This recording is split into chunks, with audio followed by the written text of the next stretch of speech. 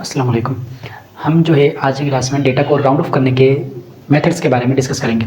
जब भी हम केमिस्ट्री में ऑब्जर्वेशंस के बाद रीडिंग्स लेते हैं तो वो रीडिंग्स जो हैं वो बहुत ज़्यादा लार्ज नंबर पर कंसिस्ट करती हैं।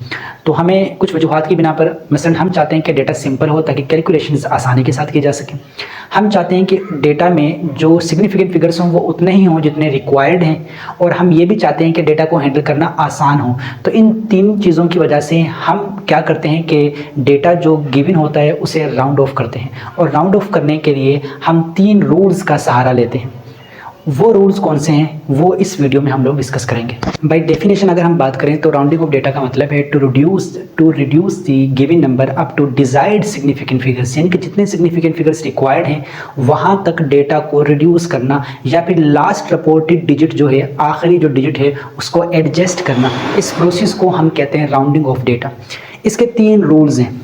पहला रूल हमारे पास ये है कि कोई भी नंबर जिसे हमने डिलीट करना है या फिर उसको एडजस्ट करना है, वो नंबर या तो 5 से बड़ा होगा, या 5 से छोटा होगा, या फिर 5 के बराबर होगा।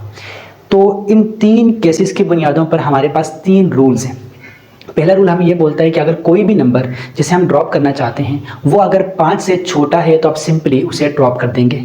फॉर एग्जांपल हमारे पास एक वैल्यू है 1.234, और क्वेश्चन में कहा गया है कि इसको अप टू 3 सिग्निफिकेंट फिगर्स आप राउंड ऑफ कर दें। अब इस केस में आप लोग क्या करेंगे कि 1.234 4 को आपने एडजस्ट करना है या आपने उसको डिलीट करना है। तो 4 को जब हम राउंड ऑफ करना चाहेंगे, 4 को डिलीट करेंगे, तो क्योंकि 4 5 से छोटा है तो हम सिंपली 4 को ड्रॉप कर देंगे और अगले नंबर में कुछ भी ऐड नहीं करेंगे। लेकिन दूसरे केस की तरफ जाएं, अगर कोई नंबर 5 से बड़ा है तो आप उसे ड्रॉप करते हुए ना सिर्फ उसे ड्रॉप करेंगे बल्कि अगले नंबर में एक ऐड भी करेंगे। फर्ज करें हमारे पास वैल्यू है 1.236, तो अगर आपने अप टू 3 सिग्निफिकेंट फिगर इस वैल्यू को राउंड ऑफ करना है तो आप क्या करेंगे 1.23, तो 6 को ड्रॉप करते वक्त आप ना सिर्फ 6 को ड्रॉप करेंगे बल्कि 3 में 1 ऐड भी कर देंगे, यानी कि जो नंबर ड्रॉप होगा वो ड्रॉप तो होगा लेकिन अगले नंबर में एक ऐड भी हो जाएगा। इसके नतीजे में हमारे पास जो वैल्यू आएगी वो होगी 1.24, और ये हमारे पास 3 सिग्निफिकेंट फिगर्स पर कंसिस्ट करती है। तो ये हमारे पास दो रूल्स हैं। इनके पहला रूल यही है कि आप जिस नंबर को ड्रॉप करने जा रहे हैं वो अगर 5 से छोटा है तो आप सिंपली उसे ड्रॉप करेंगे, और दूसरा रूल ये है कि जिस नंबर को आप ड्रॉप करने जा रहे हैं वो अगर 5 से बड़ा है तो आप उस नंबर को ना सिर्फ ड्रॉप करेंगे बल्कि अगले नंबर में 1 ऐड भी कर देंगे। तीसरा रूल, उसके दो पार्ट्स हैं। तीसरा रूल उन नंबर्स के लिए है जिस नंबर को हम ड्रॉप करना चाहते हैं अगर वो एग्जैक्टली 5 है, यानी कि जिस नंबर को ड्रॉप करने चाह रहे हैं वो एग्जैक्टली 5 है, तो आप क्या करेंगे। तब आपके पास दो कंडीशंस हैं। आपने देखना है कि 5 के सामने वाला नंबर क्या है। जिस नंबर को ड्रॉप करने जा रहे हैं वो अगर 5 है तो 5 के सामने वाला नंबर क्या है, या तो वो ऑड नंबर होगा या फिर इवन नंबर होगा। अगर 5 के सामने वाला नंबर ऑड नंबर है तो आप ना सिर्फ ये कि 5 को या 5 को ड्रॉप करेंगे बल्कि उस ऑड नंबर में 1 ऐड कर देंगे। मिसाल के तौर पर हमारे पास एक वैल्यू है 1.275। 1.275 को हमें ये कहा जा रहा है कि आप इसको अप टू 3 सिग्निफिकेंट फिगर जो हैं या अप टू 2 डेसिमल पॉइंट जो हैं इसको राउंड ऑफ कर दें, यानी कि पॉइंट के बाद सिर्फ 2 आपके पास डिजिट्स आने चाहिए। इस वक्त सवाल में पॉइंट के बाद 3 डिजिट्स हैं, तो हम अगर ये चाहते हैं कि पॉइंट के बाद 2 डिजिट्स आए तो हमें 5 ड्रॉप करना पड़ेगा। लेकिन जब 5 को ड्रॉप करते हैं तो हम देखते हैं 5 के सामने वाला नंबर जो 5 को ड्रॉप करने के बाद बचेगा वो एक ऑड नंबर है।